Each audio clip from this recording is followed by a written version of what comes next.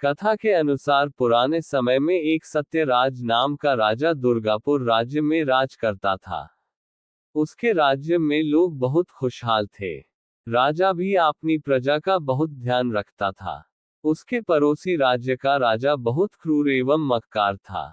एक बार उसने धोखे से दुर्गापुर पर आक्रमण कर दिया। सत्याराज युद्ध में हार गया था। उसके सभी सैनिक मारे जा चुके थे।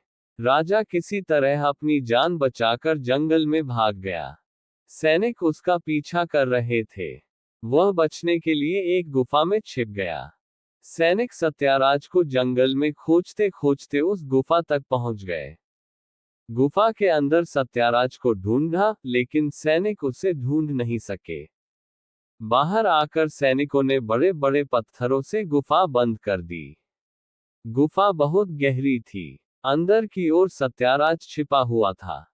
वह काफी थक चुका था। भूख प्यास की वजह से बेहाल हो रहा था। उसके शरीर में ताकत भी नहीं बची थी। शत्रु सैनिक गुफा बंद करके वहां से चले गए तो सत्याराज अंदर बैठा बैठा सोच रहा था कि अब तो उसका जीवन खत्म हो गया।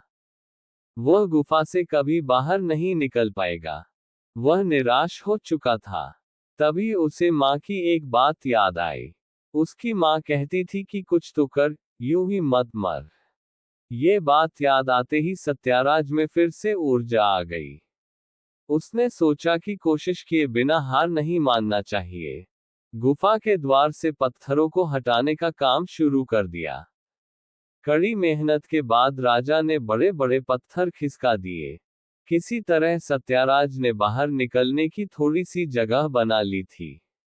राजा गुफा से बाहर निकला और अपने मित्र राजा के पास पहुंच गया। मित्र राजाओं की मदद से उसने शत्रुओं को पराजित कर दिया और अपना राज्य वापस प्राप्त कर लिया। सीख: इस कथा की सीख यही है कि हमें सफलता मिलने तक हार नहीं मानना चाहिए। जिस पल हम हार मान लेते हैं, उसी समय असफल हो जाते हैं।